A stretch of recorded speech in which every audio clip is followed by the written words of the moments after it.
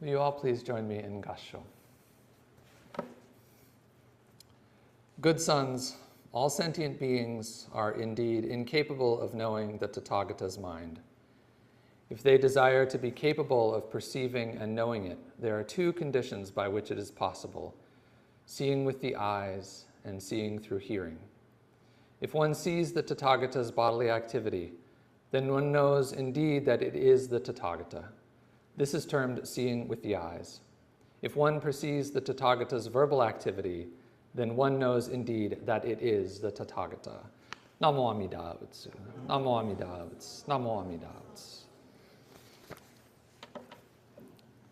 Good morning, everyone.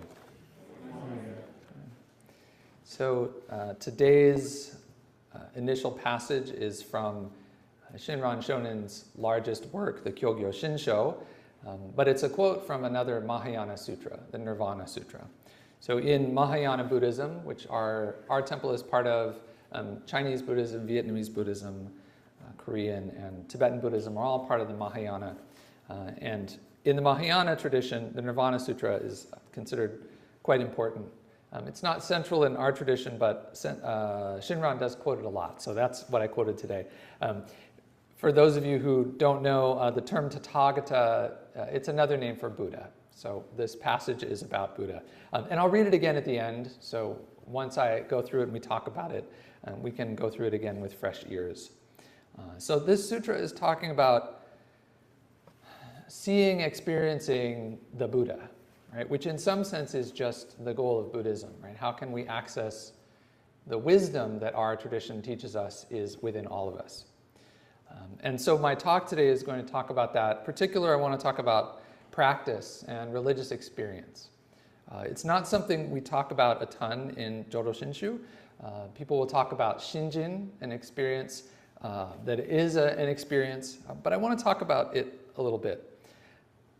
In large part because one of my themes that I talk about when I get up here, when it's my turn to give a message, is Jodo Shinshu as a spiritual path. What does it mean to be here? What does it mean for us to come here, to be together, to practice Jodo Shinshu, to work hard at Sukiyaki to make sure this temple keeps going? Why are we doing it? And so what is a path? And this passage in particular talks about seeing and hearing, right? Which are two, for most of us, our main senses. Right? So it's talking in some part about religious experience. And also, in some sense, talking about religious visions.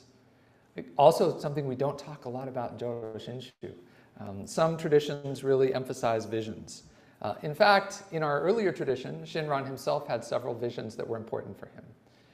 And his wife, Eshini, also had visions that were important for her and her path as being part of the dynamic duo, right, of Shinran's early days.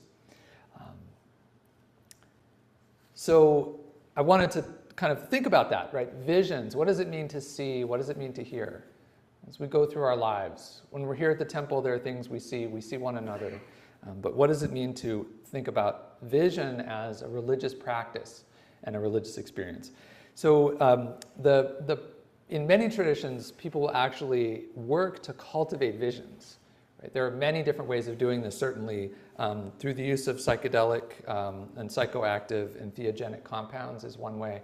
But we can also see this in meditative practices. In Hinduism, for example, there's a lot of discussion of darshan, which it means to see, and it's when you see the divine, either in an image on an altar or in a person who has touched the divine. It means to see the divine, but it also means to be seen by the divine. So the moment of darshan is a mutual seeing, which I think is quite lovely. But we're not Hindus. It also shows up in the Chinese traditions. In particular, it shows up in religious Taoism. So many people are familiar in the West with Taoism as a philosophy of naturalness. It's also a very complex and robust religion in China. And one of the practices in Taoism is to engage in meditation and actually practice seeing, visualizing spirits, seeing them in your environment, but also seeing them inhabiting your body, and to really get a clear vision of them, to gain something from that vision of seeing them, to gain some wisdom. And this is partly influenced, this tradition in Taoism was partly influenced by Buddhists, by us, by the larger us tradition. And there are many Buddhist traditions that focus on visualizing. It is one of the key practices in Tibetan Buddhism, right? To actually engage in meditation where you construct in your mind, a very clear image of one of the Buddhas or Bodhisattvas. To see them, to feel their presence, to have that presence become part of your experience so that you can touch that wisdom. And it's also historically been important in Pure Land Buddhism. So our tradition, Japanese, started in Japan with Shinran Shonin. So there's Shinran on this side. He understood Pure Land Buddhism in a particular way. But one of the things that he actually reacted against was in his lifetime in Japan, there was a lot of anxiety about death. I mean, that's maybe part of the human condition, right? Is anxiety about what comes after life, what comes when we die. And I've mentioned this before, but in Japan, in China, in Pure Land Buddhism, there's a very strong concern that the person who is on their deathbed will actually see Amida come to them in a vision. And that's how they know that they're going to go to the Pure Land. And if you don't have the vision, it's something to be worried about. Right? Shinran was against that. He said that's not the case. Whether or not you have a religious vision, it doesn't matter. Whether or not you have an experience of darshan or seeing this divinity, it doesn't matter. The inherent light that is in the world, that is in us, is there, and it doesn't have to be seen in a vision. But he quotes this passage in his Kyogyo Shinsho. Sentient beings, that's us, we're incapable of knowing Tathagata's mind. Good sons, all sentient beings are incapable of knowing the Tathagata's mind. If they desire to be capable of perceiving and knowing it, they have to fulfill two conditions: seeing with the eyes, seeing through hearing. So what's so good about seeing the Tathagata's mind? Everything. Everything about Buddhism. It's why we're here, right? Ultimately, it's why all Buddhists get together is to know Buddha's mind. What is wisdom? What is enlightenment? On a really basic level, what does it mean to live a life free from suffering? What does it mean for us who are going through our daily lives to live a life out of wisdom and not out of our reactivity, our anger, our trauma, our hurt, our worries about the world, our worries about the country? This is knowing the Tathagata's mind. This is what Shinran's talking about, what the Nirvana Sutra is talking about. How can we know, how can we taste, how can we touch, just for a minute, peace of mind? How can we have peace of mind? We all want it. We all want freedom from suffering. We all want peace of mind. I'm going to assume that about everybody here, that you want peace of mind. So in Jodo Shinshu, even though we're not hoping for the big capital E enlightenment in this lifetime, we are still Buddhists and we're still seeking to minimize our suffering and the suffering of others. That's why we're here. We have other reasons along the way, right? We have Sangha here, we have community. We're here to get the teachings of Jodo Shinshu. But at the very base, that is the teaching of Buddhism, suffering and end of suffering for ourselves and for others. So how does seeing contribute to this? How can it? Right? This sutra passage seems to say that that's part of it, that's possible. I'll say on a really kind of basic habitual level, right? Seeing is part of our experience here coming to this temple. So we have Amida, right? We have the image. I talk about this a lot. I love the image. I love that we have the image. And we come in and we say hello to Amida. Right? We offer Oshoko. Right? We burn incense to Amida. We make an offering to Amida and we say hello. Right? And this is it's kind of what's happening. If it's not how you think about it, I invite you maybe try it next time you come in or after service when you Oshoko. Think about it as your chance to say hello to Amida. I was really struck by this. So I mentioned, Brian, I'm going to talk about you and Etsuko really briefly. There's a meditation group here that happens every other Thursday, and I'm the one who opens the doors. And most of the folks who attend that aren't temple members. There are some folks who are here who attend that. Most, it's not are temple members, but we use that space. Usually people just come in and then they go down to the Reverend Pratt room and they just go, and because that's where we sit. And the first time Brian and Etsuko came, they came in, I was like, oh, welcome, glad to see you here. You can go down to the Reverend Pratt room. They said, yeah. And they came in and they said hello to Buddha. And I don't know why, it really struck me. And I was like, yeah, that's right. That's right. You just arrived at temple. What do? You say hello to Buddha. And I don't always remember, right? I came in this morning to open the doors, turn on the heat, and I didn't remember to come first and say hello to Buddha. Buddha doesn't care, right? Buddha doesn't care if we say hello or not. But it's a practice. It's a practice in Jodo Shinshu. It's a practice that has an impact on our hearts, right? When we're up here greeting the Buddha, we're mindful, we're remembering, this is what peace and wisdom look like. This is that it's possible, that human beings, it's possible for us to live a life of less suffering. And for just a moment, right, if you just for a moment bow to Buddha and you forget about everything that's going on in your life. In the larger Mahayana tradition, they'll actually say you can find Buddha all over the place. And this might fit with how you see the world, but you might find Buddha all over the place. Right? Maybe you find Buddha today in the person who you're going to help to assemble the sukiyaki burners. Right? Or you find Buddha in the myokyo, the 10th myokyo, the 14th myokyo as you fold it, right? Maybe that's Buddha staring back at you. Whatever it is that's reminding you, there is a possibility. Each of us here, each of you, we have the possibility to live with less suffering, with more peace of mind. So we say hello. And how do we say hello in our tradition? The Nembutsu. Right? So if you're new today, you've heard us say it over and over again. Namo Amida Butsu is the full way of saying that. I take refuge in Amida Buddha.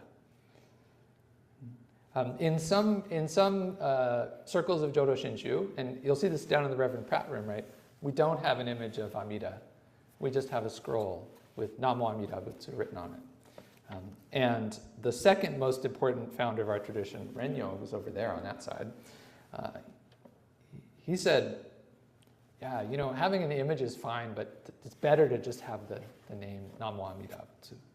Because then you don't get confused, right, about what Amida is or where Buddha is. Buddha is everywhere. You can hear it everywhere. As we say Namo Amida Butsu, we are taking refuge in all the Buddhas. So one of the hymns that Shinran wrote, the hymns of the Pure Land, here's the hymn. When we take refuge in the Pure Land of Amida, we take refuge in all the Buddhas. To praise the one Buddha Amida with the mind that is single is to praise all the unhindered ones, all the people, all of our ancestors, all the spiritual teachers that we have encountered, and our teachers' teachers, and our teachers' teachers' teachers. And by saying Namo Amida Butsu, we're giving respect to that, and we're validating that as life. Right? We're validating for a moment. Wouldn't it be great if we could all live with less suffering, if I and everyone could have less suffering? Namo Amida Butsu. Wouldn't it be great if I was less angry? Namo Amida Butsu. Wouldn't it be great if they were less angry, if they caused less harm? Namo Amida Butsu. Namo Amida Butsu. It's all in that one word. So it's a very simple practice here in Jodo Shinshu. But it's totally doable, right? It's hard to see the Buddha in everything, in the myokyo, in your angry neighbor, in the person who cut you off in traffic, right? But you can say Namo Amida Butsu for that moment. In my December Dharma talk, I mentioned this, so I'll mention it again. An American Zen master by the name of John Daido Lori, he said that liturgy, so when we chant together, it is the practice of making the invisible visible.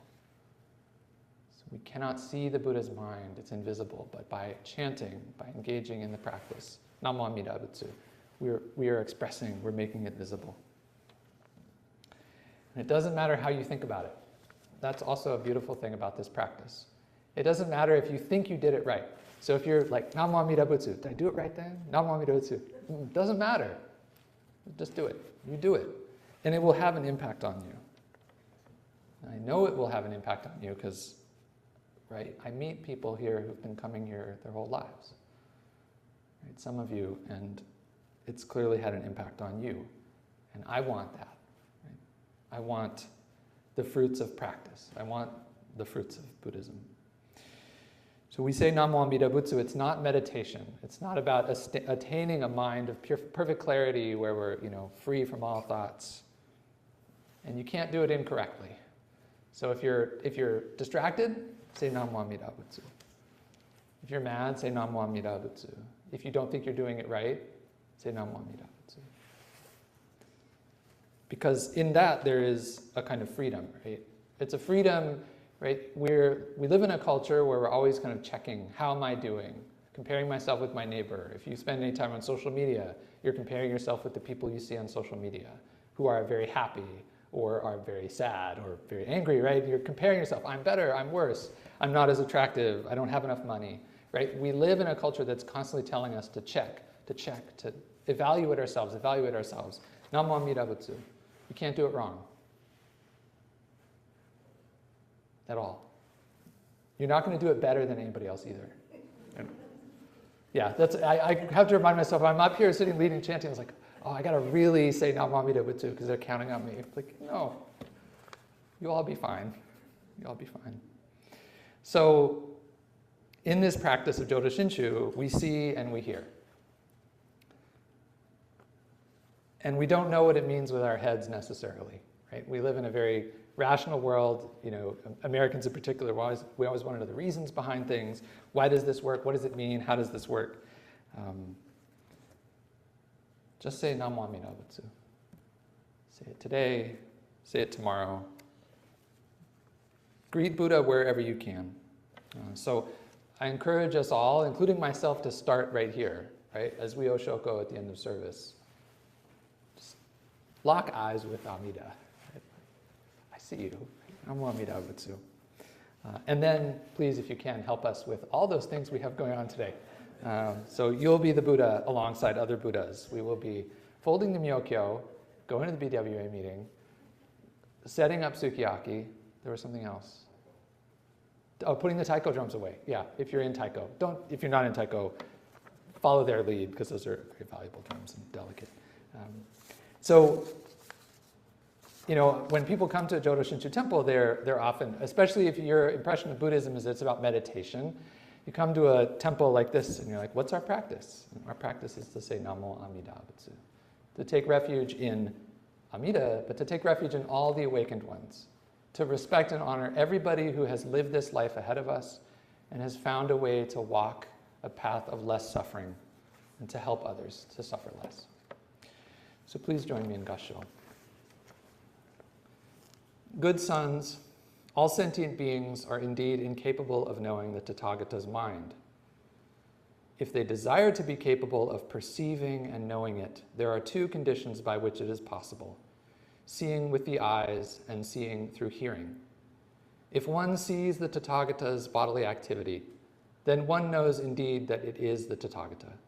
This is termed seeing with the eyes. If one perceives the Tathagata's verbal activity, then one knows indeed that it is the Tathagata. Namo Amida Butsu. Namo Amida Butsu. Namo Amida Butsu. Namo Amida Butsu.